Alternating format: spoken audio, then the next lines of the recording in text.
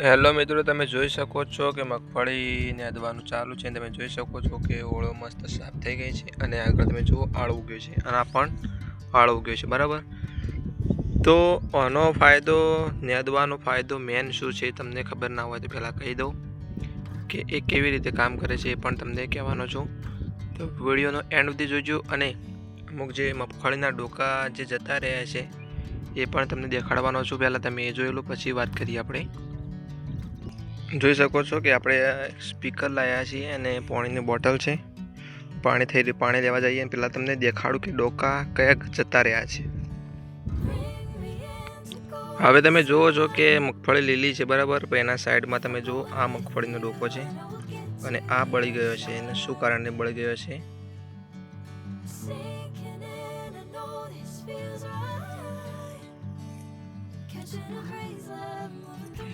તમે જોઈ શકો છો કે આ જે એનો મૂળ છે એ કોવાઈ ગયું, એટલે કે સુકાઈ ગયું છે. તમે જોઈ શકો છો, એટલે આ ફૂગ કહેવાય.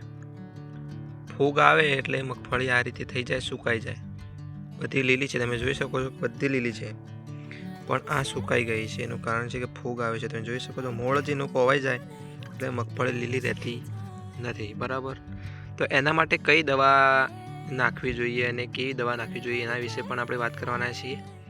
તો આપણે દવા છાંટી છે એટલે લગભગ ઘણા ખરા ડોકા નથી ગયા. અમુક જે પહેલાં જે અસર થઈ હતી એ જતા રહ્યા છે. તો આપણે દવા વિશે તો વાત કરીએ જ, પણ વિડીયો પર બનાવી રહેજો અને સબસ્ક્રાઈબ કરજો જો આ ખેતીની માહિતી તમને સારી લાગે તો.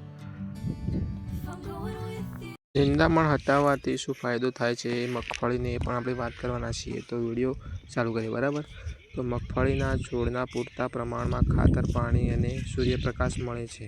નિંદામણ જમીનમાંથી પોષક તત્વો અને ભેજ પાણી ચોરી લે છે. તેથી નિંદામણ દૂર કરવાથી આ વધુ સીધા જ મગફળીના છોડને મળે છે.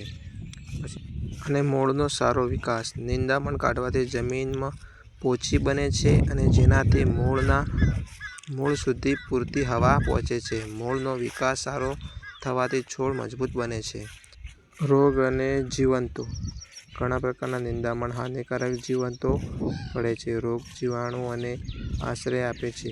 નિંદામણ દૂર કરવાથી જીવાણુ ઉધ્ધ ઘટે છે અને ફૂગ અને શીંગોના વિકાસ. તો મગફળીનું ફૂલ બેસ્યા પછી તેને સૂર્ય અને જમીનની અંદર દાખલ થયેલી શીંગો બને છે. જો જમીનમાં નિંદામણ હોય તો આ પ્રકારના નિંદામણ સાફ કરવાથી સૂર્ય સરળતાથી જમીનમાં જઈ શકે છે, જેનાથી વધુ પ્રમાણમાં શીંગો બેસે છે અને ઉત્પાદન વધુ મળે છે. બરાબર, તો ચાલો આપણે દવાની વિશે વાત કરીએ. અમારા વિડીયો તમને ગમતા હોય તો ચેનલને સબસ્ક્રાઈબ કરો. ચાલો દવા વિશે વાત કરીએ કે કઈ દવા નાખવી જોઈએ નિંદામણ અને ફૂગ આવે ત્યારે માટે. બરાબર, આ ફોટામાં તમે જોઈ શકો છો મગફળી છોડનો સુકાઈ કેમ જાય છે. બરાબર, સાચું કારણ અને 100% અસરકારક દવા. આ 3 દવાઓ ફાયદા. છોડને સુકાવાથી બચાવે છે. મૂળ અને તળનો મજબૂત બનાવે છે. ફૂગ અને રોગોથી રક્ષણ આપે છે. ઉત્પાદન અને ગુણવત્તા વધારે છે. તો પહેલી છે તમારે પહેલા નંબરની બોટલ જોઈ શકો છો. એનું પણ શું ફાયદો થાય છે એ પણ લખેલું છે. તો એના રોગને નિયંત્રણ કરવા માટે પણ દવા છે. બીજા નંબરની છે પાન ડાઘ અને રોગોથી બચાવે છે. અને ત્રીજા નંબરની છે થડ અને મૂળને સુરક્ષિત રાખે છે. તો આ 3 દવાઓ છાંટી શકાય છે અને છોડ મજબૂત થઈ શકે છે.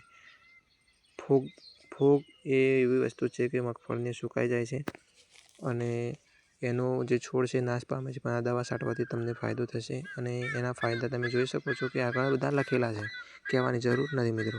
વિડીયો સારો લાગ્યો હોય તો સબસ્ક્રાઈબ કરજો. જય માતાજી.